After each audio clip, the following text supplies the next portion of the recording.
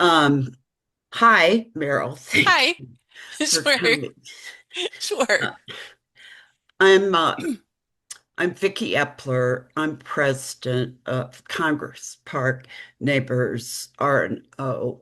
We've been at R&O since 1979, Oh, I wow. think. Um, our meeting is being recorded. Um, We and Arno works as a liaison between neighbors and the city. We bring you notification of city activities and changes and take your questions to them. Tonight, we're going to have a presentation on Waterwise gardening from Merril Kingsbury, who's with the CSU Extension Program. Um, so, Merril, Mhm. take it away. This will Okay. be recorded too, so a lot of neighbors come back and look at our meetings. So it's a great record to have too. Hey, great. Well, thank you so much for inviting me. I'm gonna start my little timer to remind me. And let's see, there's my presentation and slideshow. Okay. So I'm Merrill Kingsbury. I'm the Master Gardener Coordinator with the CSU Extension Office here in Denver. A little bit about Extension. If you have never heard of us before, we're basically the outreach arm of the Colorado State University. So we push forward the research that is done at the university as well as other state land grant universities around the country. So we have a horticulture master gardener program, 4-H program, and a food nutrition program in our office. Unfortunately, being urban, we don't have an agricultural or natural resources person, but we do have a community development department. So there's six of us in the office. Basically, we're six strong people. Our office is in Harvard Gulch Park. Usually, we're always there. Unfortunately, our office is being totally remodeled. So it was kind of pretty much falling down. So we're out of the office working remotely, but having appointments with people. And our master gardeners are all over the city at any given time during the week and answering questions. So we also, I know you all are close to the Botanic Gardens. We also have a plant sale. It's the second week, it's the weekend after Mother's Day each year. We sell a lot of native plants, vegetables, herbs, things like that. So we're looking forward to next year's. We're still resting up from this year's plant sale. So, Waterwise gardening. I love this little meme. I hope you enjoy your stay at the Four Seasons because it's true. Sometimes we get the Four Seasons. Sometimes we get all four seasons in all one day. So it's so difficult to garden here. This is my fourth state that I've lived in, and by far this is so hard to garden here. Everything happens that you think won't happen, and nothing like this past winter goes according to what it should be. So it's just not easy to garden here. We especially have a lack of water now with our drought. This is the most asked question that we have gotten this spring. If I had $1 for every time I've been asked this question, why didn't my grass come out of the winter okay? And the answer is probably due to irrigation, not watering over the winter, drought stress, winter desiccation. We get really dry winds, so are encouraging people to audit their lawn irrigation on the days that you can water and collect some water in a cup when you're per zone and see how much water is collecting to see if your sprinklers are out of whack or if you need to water more in one area. So right now, really all you can do is do the irrigation audit, and if your lawn is still looking like this, it's time to reseed or think about something else in that area. So just a few water landscaping tips during our drought. First and foremost, follow the regulations of Denver Water. They're not doing it for a reason. It's pretty serious. So you are assigned two watering days. You can water by hand trees, shrubs, perennials, annual vegetables on any day with a handheld hose or a drip system. You could, use only the water that you need.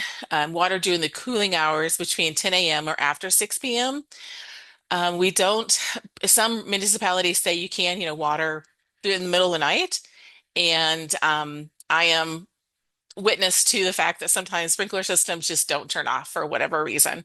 And so we don't recommend not just running your sprinkler system all night. Make sure it's off before you go to bed, just in case so you're not getting that really big water bill. Um, and newly planted trees, newly planted perennials, definitely you want to water those a little bit more by hand. Don't water your sidewalk if you can help. And then it goes without saying, don't water on windy days, and then design your new landscapes with Waterwise plants. Some lawn tips. On your irrigation days, apply a total of 3/4 to 1 inch of water. And you can do that by doing a lawn audit to see how much your sprinkler catches in the time that you have it on. You might just want to water the areas that really need it in your lawn. I know I have two zones in the shady spot that really don't need it twice a week. So I just kind of water the areas that look dry or that I know leave footprints when I walk across them. You can always hand water the dry spots that just the sprinkler isn't reaching, you can't fix. Don't remove more than 3/4 of the inch of the grass. Set your mower height high. And then this is one that's really kind of hopefully it will catch on more, but recycle those grass clippings and don't just throw them away. They really help put nitrogen back into your lawn. My husband for years didn't believe me on that, and now he's a believer. Our lawn looks so much better after we just leave the grass clippings on the lawn. The CSU does have a great fact sheet on watering a home landscape during drought. I've put the website up and also a QR code that you go straight to it. So, a little bit about water-wise gardening. Here's an example of a garden that's actually from the Southwest. It's from Texas, but has a lot of the same plants that grow here. They put some smaller plants on one side and bigger plants on the other side, and this is someone's front yard. So basically, this can apply to the kind of how to xeriscape can apply to an existing landscape or if you're just starting from scratch. So usually our CSU extension website is being redone at the moment. So usually we have a great fact sheet on xeriscaping, but unfortunately, it wasn't there when I went to go look. So this is from Denver Water, the QR code, but it's the same principles. So I'll kind of go through them quickly, but you can go back and look at this later. So first thing is you want to plan ahead. Do you want to change a little bit of your garden? Do you want to change a lot of it? During an extreme drought year, what we're kind of saying this year is at extension is during the extreme drought year, this year, since we're in a drought, maybe a time to plan, but not plant. So with current water restrictions, it may be harder to get something established. With the current drought, it's definitely not a year to plan to plant and then, go on a cruise or go on a vacation and just forget about it. Things aren't getting better yet. Hopefully we'll get some rain, but in the meantime, you may just want to kind of plan or just do a little bit of your yard. So when you are planning, you want to look at your whole area that you want to change, the topography, the exposure. Start small. We don't recommend going big unless you really have a lot of time and probably money to commit to it. Create a drawing of the area. And then take a look. Sometimes, I just kind of sit back and look at my yard at different parts of the day. Does it go from sunny to shade? Shade to sunny? Are there slopes? Does the building cast a shadow over the house at certain parts of the day? And then also, which is very important, which we see unfortunately go wrong sometimes, is group plants together with similar water needs, and that makes water a lot easier, and the plant survival rate will be a lot better. So, like we said, we do recommend going big. I mean, going small, but some people like to go big. So this is in the top left is a house in Fort Collins. The top right is, I believe, in the Colorado Springs. The bottom left is our horticulture specialist from Douglas County, John Merril, and his front yard took him about 10 years to totally complete, working on and off on it. So it was a big project for him. And then the bottom right is in Colorado Springs, I believe. And this woman incorporated some native grass into her new landscape.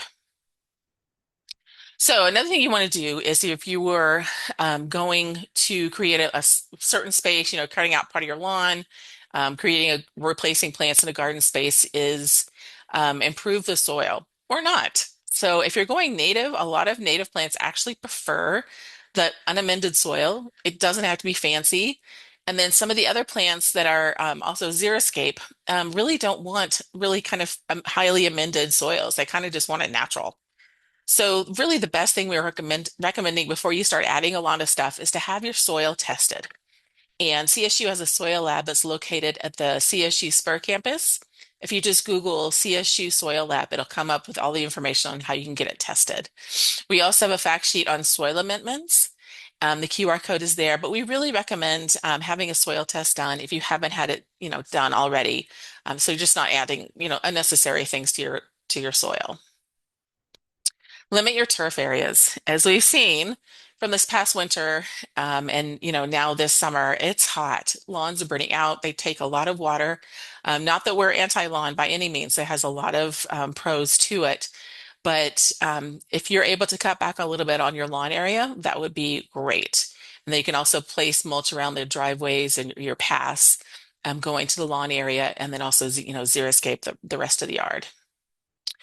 If you'd like to convert your turf, the best two native grasses for a Colorado lawn are buffalo grass and blue grama. Unfortunately, they can't take as much traffic as bluegrass or fescues, but they are really great alternatives to some of the other grasses that we grow here, like Kentucky bluegrass, grama grass, Bermuda grass, things like that. So CSU does have a great fact sheet on how to remove your lawn, and the QR code and website is there. And then if you want to see a great webinar, our we had a turf specialist, Tony Koski, who unfortunately passed away, but he did a great webinar on converting your turf. So you just Google "convert your turf webinar CSU." It'll come up with that webinar, and it's full of information on how to do it. So buffalo grass is one of the candidates for a native lawn. It does go dormant in the winter. It's a warm season grass, but it has a kind of a great gray to green, blue-green kind of wavy look. It's really, it doesn't tolerate as much traffic, but it tolerates a little bit of shade.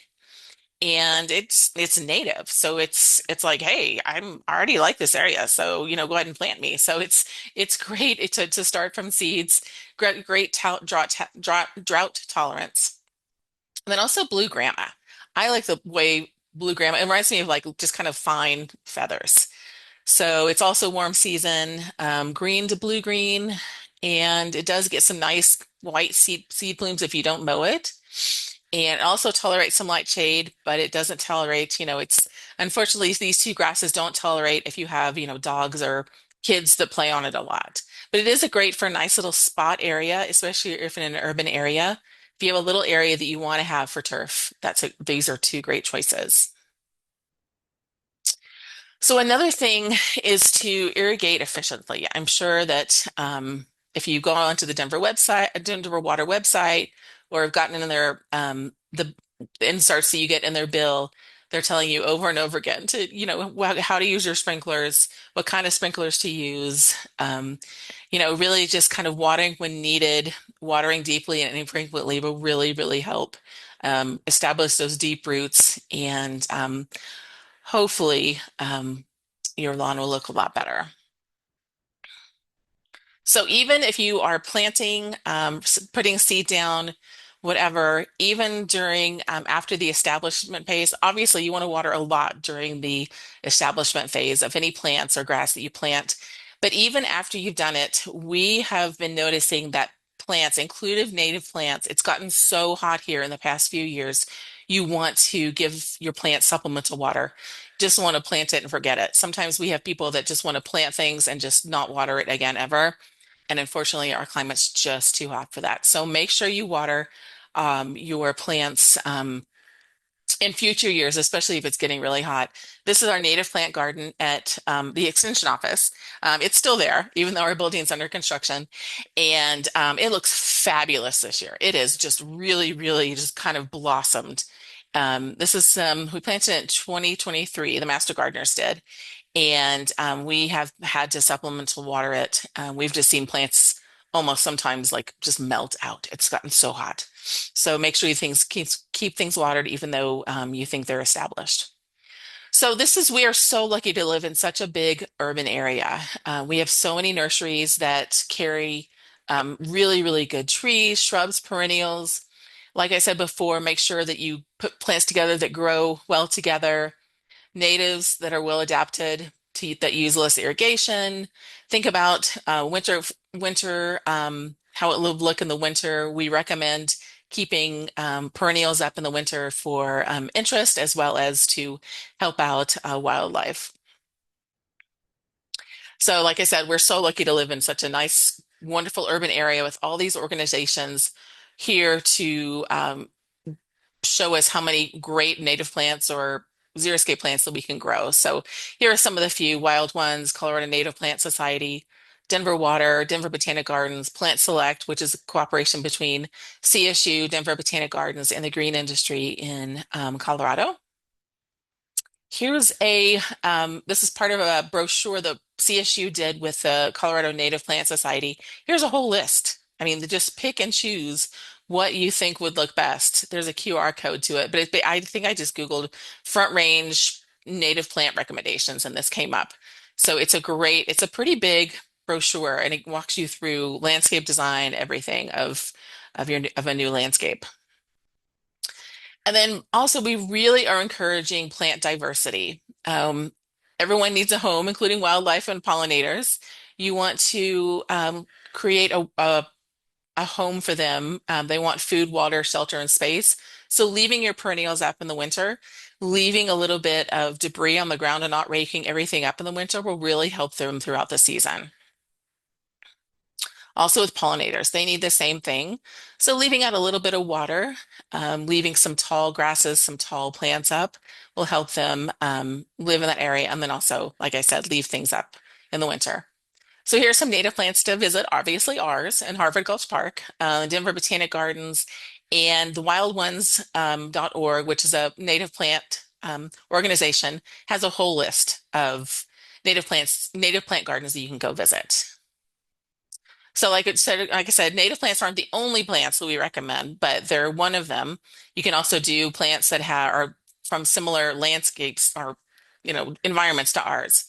So you want to choose, native plants and also xeriscapes. And then also, this is very important to use mulch. Mulch helps so, so much. You can use grass clippings, but not as recommended. Bark and wood chips and gravel are the most recommended. You can use straw and pine needles. I've never really seen needles being used as much here in the West as on the East Coast. But with bark and gravel, you want to use like 4 inches, and grass clippings and straws, 1 to 3 inches. It really, really helps regulate the soil temperature, prevent soil erosion, keeps the moisture in, and keeps things from just kind of blowing around. And then don't forget to please, please water year round. We're seeing the effects of people not watering this past year, and it's really, really taken a toll on the trees and the landscape and the grass. So please water every few weeks with a hose to a month year round if we're not getting a lot of rain and snow. And then if you are creating a new landscape, don't forget about your existing shade trees.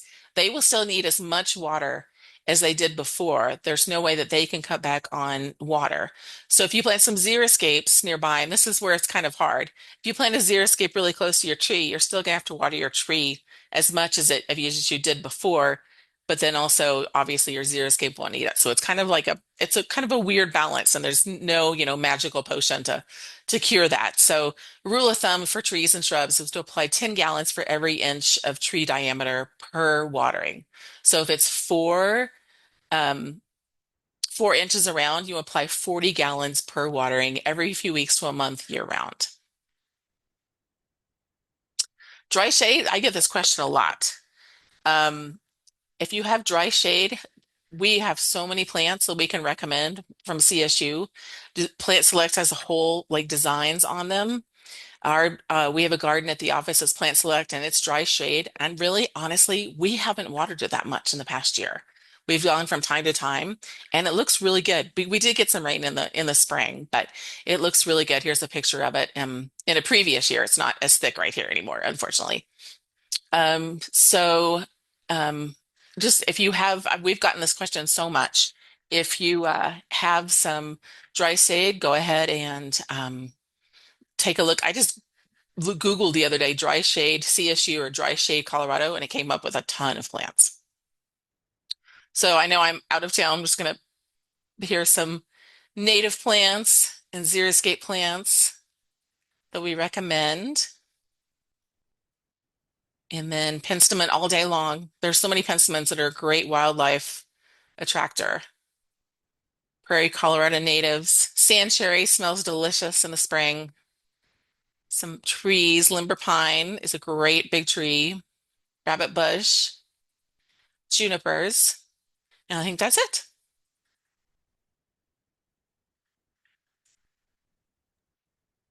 Merrill, thank you. I Sure. I have a question. Mhm. Um, is buffalo grass seed readily available here? It should be. I have seen it in different garden centers. We recommend going to your local garden center, calling around. I know I've seen it in some of the larger garden centers. And I believe it may be both, either wild ones or Colorado native plants, and they both may have it. Have list of where you can find native plants and native grasses. Okay. Uh, that was great. Oh, Does anyone else have questions? There were so many great connections with the QR code for information. So that's wonderful. yeah. Merrill, there was an interesting article, I can't remember in what newspaper, a week or so ago. Mhm, Um, and it really started talking about zero scaping and this trend that we're seeing more and more of particularly in the urban areas and within mhm, College Park, where somebody they get the idea that they'll drop 6 or 7 yards of rock in the front lawn, the tree lawn, or their front yard, and call it a day. mhm. And the article was interesting because it also talked about the heat island effect as well as kind of the social stigma, what it's telling your neighbors or people, pedestrians walking up and down the street. Uh, Right. is is CSU, or I mean, how do you educate people that there are better, more appropriate ways uh, to landscape than this new trend? And I see more and more Yeah. of it every year. Oh, yeah. Well, and it's definitely, I mean, it's definitely an easy way out. Oh yeah. Especially, yeah, and it's hard. We don't push, we let people make their own decisions. We don't push on Mm, them any, one idea. But we definitely really encourage, explaining the heat island effect, how much, rock and things are just, and concrete are just making our urban area hotter. And, even if they just want to start slow and not put anything maybe in the rocks, but we've had people that put barrels full of plants. I mean, it's something's better than nothing, of course. mhm, And so, yeah, I mean, definitely, all day long, that's just not the way to go. But we can only do so much. But hopefully, by people don't they feel like they have to do something all at once to their whole landscape, and they don't. They can start small mhm, and um, do one area at a time a year. And we know it's expensive, but also hopefully sometimes that once they look at how much 6 or 7 yards of rock is, um yeah. yeah. Meryl, Uh-huh. I know you recommended pea gravel as a Mhm. mulch, but doesn't that raise soil temperature? They've actually found that the pea gravel, I mean, definitely you have to watch out. Want to plant like a water loving part shade plant right in the middle of the pea gravel. I mean, it will burn. But they found that some of the temperatures of the gravel is actually cooler than the concrete. on your sidewalk. So it does kind of, it's not a cooling effect, but it is cooler for that. And a lot of the plants really, really love the heat. Okay. Anyone else? Thank you. Oh, sure, no problem. Thank you so much for your time this evening. Mhm. Yeah, absolutely. Thank you so much. And please contact us with questions. Okay. This is Thank you. wonderful. Thank you, Merrill. Sure. Our second guests are Rob DuRay and Matt Brinn, and they are going to talk to us about a company they have that is building ADUs. And they have a lot of facts about what it takes to actualize building an ADU. So, Rob, Matt, thanks for coming, and the floor is yours. Great.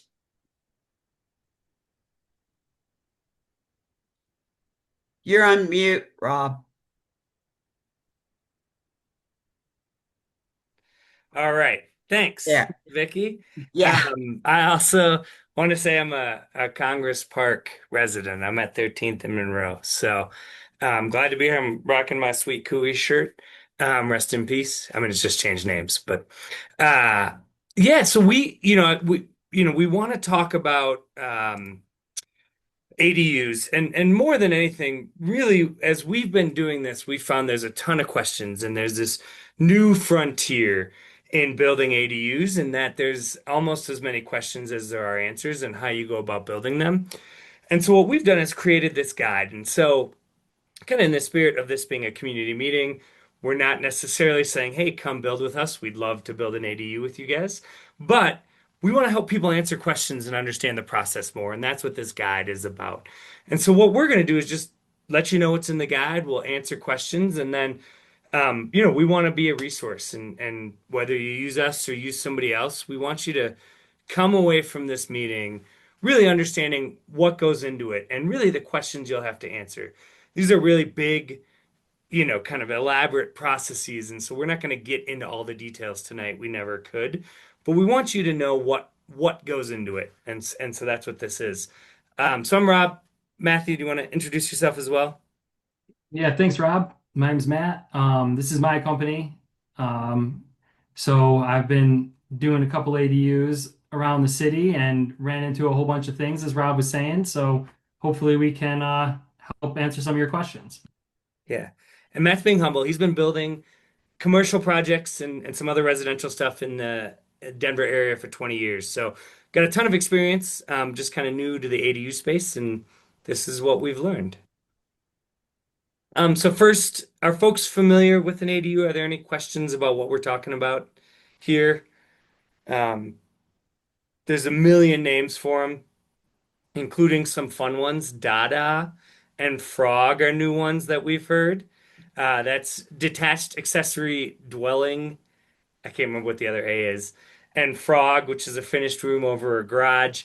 Casitas, mother-in-law suites. So the guide will kind of go into what those all are. We talk about why we should build now. There's new changes in regulations. I think ADUs present an interesting opportunity with where interest rates are, is to use your current equity. And so there's some interesting opportunities. So we go into that in our guide and why now is the right spot. And then we really go into like what makes it right for you? Why is an ADU right for your property? And I think a lot of people wrestle with this and why should we do it? Should we do this or should we buy a new place? And so I think you should, as we would recommend, really considering what you're going to use it for. Is it extra living space? Is it, are you inviting a new family member in, either a kid that's going away, that's graduating from high school and you want a space for them, or aging parents that you want closer to you? Are you going to use it as a rental place? There's a lot of considerations for ADUs, and we really encourage people to think through all those and what they might use them for. Um, yeah, and then, really the next part is, are you ready for it? What's it going to take on your property, and what does financing look like, and the length of it? And so I think beyond what you're going to use it for, the next thing you need to consider, and what this guide goes into is just how it's going to impact your life and everything that you'll need to consider in that regard. And then so Matt's going to take over now, like kind of beyond your personal life, then what's possible on your property. So if you want to take it away, Matt. Yeah, so I mean, every project's going to be unique, what you're using it for, what you want it to look like. But then there's also going to be a lot of rules that you're going to have to follow specific to your specific property. And everyone's unique. So, I mean, if you're interested, give us a call. We can kind of analyze what your property would look like. But there's always a couple certain things to keep in mind. There's going to be setbacks, there's going to be overall size restrictions and height restrictions. But like we said, there's every one of these is going to be slightly different. Yeah, and a lot of them, I think if folks don't know, there's zoning districts in the city, and that determines a lot. We can help you work through those, and I think this guide goes into a little bit of them. But yeah, and they sort of dictate all the things that Matt just said. Do you want to cover any of them specifically on this page? Yeah, I mean, again, I kind of mentioned a couple of these. You got your setbacks, your overall size. There's a bulk plane that is a three-dimensional space that you're allowed to fill, that you have to stay within. There's alley access if you have an alley, driveways and parking. Water, sewer, you're going to need both for your property. You're going to need power. So how do you get all of those to your property? But again, every one of these is going to be slightly different. Some sewer lines are in the street, some are in an alley if it exists, some run between just the properties in general.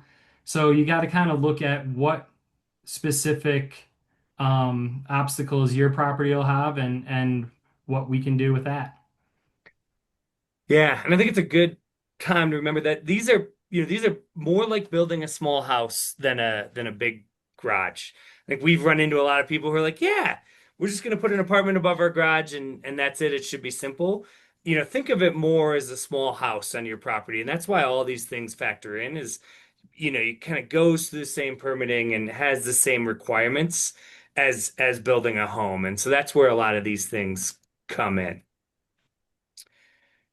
which is also leads to the budget part really well. Yeah.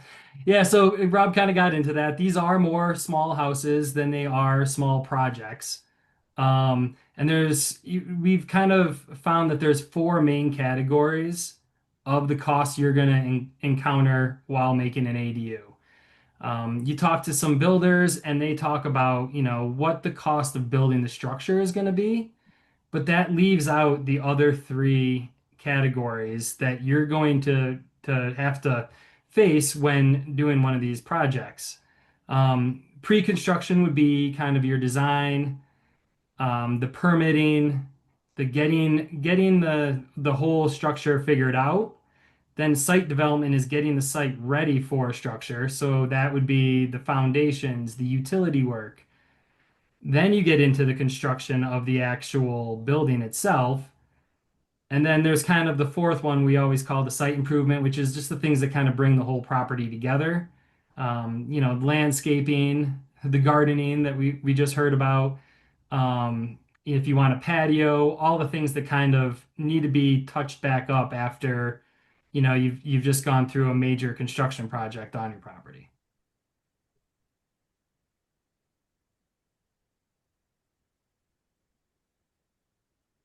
Yeah, and so another thing to consider then is knowing that, how are you going to finance it? We talk about this a lot with the people that we're working with. There's opportunities to use your own equity, a HELOC or yeah, HELOC's kind of the most common. There's also building loans. But I think a lot of people see an ADU and think, oh yeah, I'll be able to rent it. This is revenue generating. as we'll get into here in a sec, these are sort of longer projects. Because they're building a house, because you have to go through design and permitting, they take a while, which isn't to say you shouldn't consider it as revenue generating, but just know between when you take out the money and when you'll start generating revenue could be a chunk of time. And so we talk about kind of how you might consider all that. And that's something we really encourage people to think about is the time from when the money comes out to when it starts generating. In the same way that there's four steps to the budget, there's four parts of the budget. There's four steps to the process as well. There's the design, there's the permitting, there's the construction, and then there's the finishes, the inspections and the certificate, and that's all that.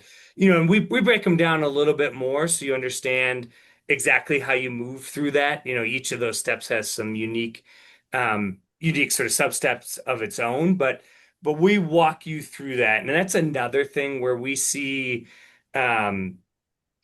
a lot of other firms and people saying, yeah, I can get this prefab unit, I can get it signed off, and I can have it up in a couple of months. We can do a modular thing in the back of my lot and have it up in a couple of months, but that's really not the case. And I think the thing that we want to make sure homeowners understand is because it's a little bit more involved and it's like building a small house, the process reflects that. And so, again, to go back to some of those earlier points, as you're planning, as you're thinking about how your property might be disturbed, think about it over a longer period. And we generally see projects last from 8 to 12 months. There's things you can do to keep that short. We really try and build relationships with the city permitting departments so that we keep those interactions as tight as possible.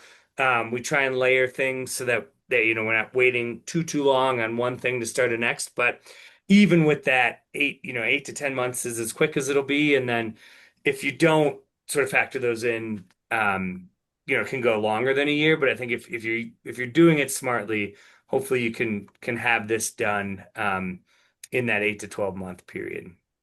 But that is something to remember too. It's, I meet with a lot of people that kind of call me in April and want to get started in July, breaking ground. And there's a lot of things that have to happen before you're even at that groundbreaking point. And another thing that we have in Denver is, there's not really a building season necessarily. We'll build year round here in Denver. If there's a snowstorm, it'll cause a couple delays, but there isn't a month or 3 month period where we aren't actually attempting to build something. So it's sometimes you look backwards from that, timeline of when you want to start construction to when you want to finish it. And we can get started in what might not seem like the easiest time to do it, but then it allows you to get your project opened up when it is a better time to get planting your gardens or get yourself ready for whatever season of the year it is.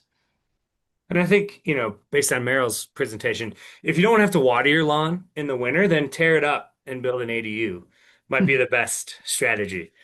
You don't have to worry about watering anything if you're laying down a foundation. But yeah, I think that's a great point that where we are is long term. So, another thing that we try and cover and that we encourage people to consider is, they think of ROI, and I think a lot of people like, hey, we can do Airbnb, but there's a number of options. You could do long term. You could have a renter back there. Short term is obviously Airbnb. I think one we're interested in, and I think what got Matt into this actually originally was the idea of medium term. There are nurses, traveling nurses that want to spend a month, 2 months, 3 months. We happen to know some traveling musicians. A lot of the shows at the DCPA will be here for 6 weeks or 8 weeks. And those folks don't like living out of a hotel room, but they can't sign a lease. An ADU is a great, that sort of medium term rental is a great option for that. And so as you're calculating your ROI, there's a number of ways you could look at it. And we really encourage people to look at it holistically and explore all their options as they're doing that.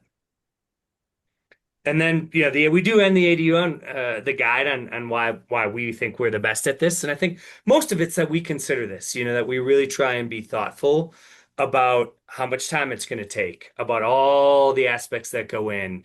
We've got a sample budget we can send around, and you'll see there's dozens of lines, and we really think about how they'll impact each other. But really, what we want to do is we want to work with you. This is your project, and we want to be partners in this through every step. And so it's why we put this guide together. We want our clients to understand the entire process, feel like they're in control, feel like we can be in conversation. And whether if you're interested in ADU, whether you work for us, with us, or with somebody else, we want you to feel that way as well. That this, even though it's building a small house, that you feel like you know what's coming and that you can be in control of that process. And that's why it's here. And and I think with that, Matt, if you don't have any closing words, or if you feel like adding them, we're mostly here to answer questions and share what we've learned as we've been talking to people about ADUs in the city, now that they're more prevalent. Yeah, yeah. If anybody has any questions, again, every project's just unique, so it's hard to cover a lot of situations in a short presentation. So if you've got a question, you can ask us now, or we'll leave our contact information, and we're happy to get into a more in-depth conversation with you later too. Yeah, John, John? Rob, Matt, just initial question. You're mentioning 8 to 12 months. When does the clock start? So we can, starting with probably signing that first design contract. I think we can work on a design in 2 months and get that into a building department if we're working diligently on that. But I'm sure those processes can be lengthened out with decisions that have to be made and considerations. It's not something to rush. But I've worked with some clients that know what they want, and they're ready to keep it moving right along. Okay. And are you guys, do you self-perform, or do you sub work out, or how do you Uh, approach we it? we do a little bit of both. We manage the whole process, so we're on the ground at the project for all parts of it. If you hire us in the beginning of design, we'll take a design build approach and be involved through design, working with architects, engineers, city, and all the other little pieces that Denver requires. And then we stay involved all the way through construction. We're not licensed electricians, so we do sub, a lot of the trades out, but we're there making sure that it's all coordinated and scheduled properly and getting done on time. And that's one, John, where I think we bring a unique perspective. Matthew's been doing commercial work, new building work, essentially for coming up on a couple decades here. And I think a lot of people will turn to like a home renovation company, somebody that redoes kitchens and redoes bathrooms to then do an ADU. That's an entirely different project. They're not used to thinking about the foundation or thinking about how you have to get utilities from either the alley or the street into your home and what that all takes. Because we've done that commercial work and had to think about that, we're ready to face those. We can move a little bit quicker. And why we'd recommend a firm you work with, both a designer and an architect. I don't know if John, if you're offering your services on this call or not, but No. work with an architect and your builder from the beginning so that you can work on the plans, you can develop the plans together, and that you work with somebody who's used to new buildings so that they can factor all that in. And that's a lot of what shortens that timeline is kind of knowing what's coming, being able to predict it, and then moving both, your builder and your architect are working together so they can move together and they know the city and can move through that process quicker. I think where people run into problem is there, yeah, hey, we've built, even people sometimes that build an addition on top of an existing home don't have to deal with the new build on a piece of property. And so, we really recommend looking for companies that have and looking for companies that integrate, work with a designer, work with an architect from the beginning. And that's really what we focus on. And I think will help shorten that time frame a lot. Mhm. And I assume you guys have a stable of people that you can recommend or bring to a potential project with We respect to can like both. architects, landscape architects, et cetera. Yeah, we have both people that we work with, but we're also open to working with anybody that Mhm. already has a contact with the client. Like if a client already has a good friend that's an architect, we're not saying we won't work with those people too. We'll work with anybody. We're just there to help facilitate that all the pieces are getting done and it's moving along and it's not just going, sitting on the architect's desk done, waiting for the next step with nobody moving it to keeping it going. So Lee, Um, Hi, I had a question about hearing you say water and power, and of course those are obvious things, but do you ever find that basically we live in 100-year-old houses.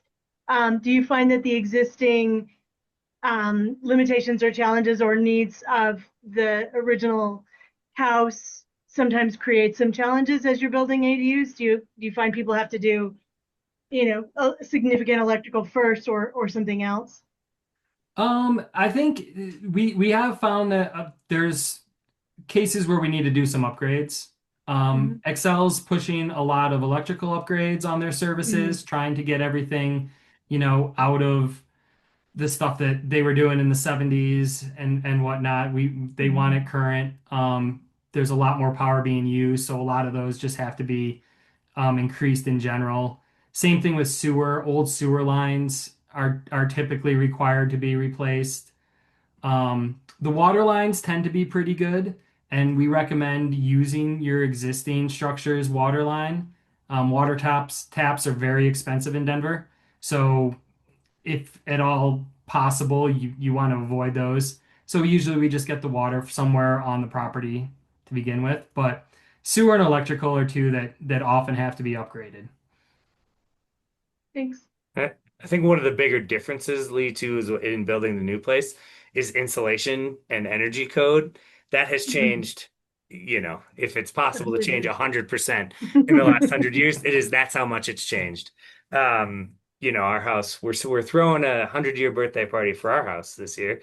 And know that the insulation is not where it needs to be. And a lot of those codes, like it doesn't, you don't have to change much because it's the new building, but that will be one of the areas that people I think don't often factor in is just the amount that goes into insulation and energy conservation and all of the regulations around that. Both have changed a lot and do change regularly and are a big consideration in building in ADU. Thanks. It does mean it'll be the warmest spot on your property. In the winter. In And the It's the winter, warmest yeah. lowest, I the spot. mean, lowest yeah. I So energy mean, bill. you yeah. won't have to hang out in the basement if you have an ADU. I'm enjoying the very warm house right now. do we have any other questions for Matt? Is it possible to top an existing garage? It Have you is guys looked into possible. that?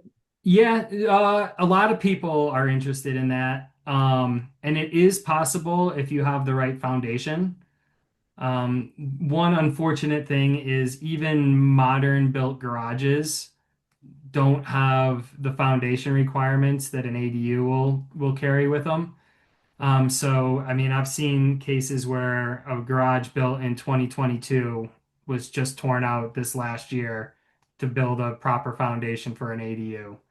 I've got one client currently that's very determined to find a way around this. So maybe in a month or two, I'll have a good update on that. But as of right now, I don't know of any way to upgrade a foundation that isn't adequate for an ADU. So It's it'd be dependent on that. Mhm. But especially in this neighborhood, I mean, there's so many. It's so many. I can only really speak from my own experience, but walking in our alley, so many of them are sort of the Model A, Model T garages where it's small and definitely the foundation's not great. And it's sort of not necessarily the size you'd want or that people want for their ADU, where they're looking for a bedroom and a living space and a bathroom and potentially adding a garage to it. Like it's tough to kind of maneuver that. We've one of the more compact neighborhoods in Denver. So while it's possible, there's a lot that has to get figured into that. Mhm. Anyone else? Thanks, you guys. For everyone, the handbook, I think it's on our website, if you want to take a look at it. And I'm sure you'll leave your contact We'll leave it. information. Yep, and we'll email it to you, Vicky, to you and John. If you Okay, want to email it around to everybody, we'd love that. And then our contact information is on the book, and then there's a QR code there where you can scan, and it lives on our website as well. So if okay, you want to keep the PDF or if you want to find the website, that'll all be there, and we'll send that around after this. Do It's you guys have not, anything going on in town? I mean, in Congress Park? You have I any don't have one projects? in Congress Park at the moment. No? Okay. We were hoping somebody on this call would jump up and Okay. Yeah. say, we're dying to know, and these are the exact questions I've had, and that in like 3 months we'd be able to say yes to that question. But if Yeah. that's not the case, then we'll Yeah. keep looking around. it's, okay, it's not on the website yet. But when I receive the information, I'll put it out there. okay. And you've Thanks, been an Maggie. invaluable resource. I mean, kudos to you guys for putting something like that together. Yeah. Thank Yeah, you. and thanks for coming and talking to us.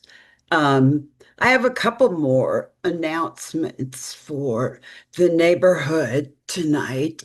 We're having our ice cream social on Tuesday, August 4th at Congress Park from 5 to 7. Um, we're going to need neighborhood volunteer scoopers. So, to get those preferred scooping times, you might want to email Tom Connors because he'll be managing that list. But we'll be getting more information out about that. Also, the Congress Park newsletter, our previous printer went out of business, and Wendy found the Colorado Trust for local news, and they are printing our paper now at significantly less cost. So that's a big bonus. For us, also, we just completed a survey on people's opinions about the Colorado Boulevard BRT, and the board plans to join other R&Os in requesting a moratorium on construction on Colorado Boulevard BRT until the Colfax BRT is complete, and we've had time to analyze the frankly failures on that project before moving forward with another one. And information about that is also on our website. But that's it for this evening. Our next neighborhood meeting is in August. I'm not sure what day, but third Wednesday in August. Does anyone have anything else they want to add tonight? Thank you for coming. We appreciate your giving up your evening and joining us. So thank you, everyone. Thank Have you. a good evening.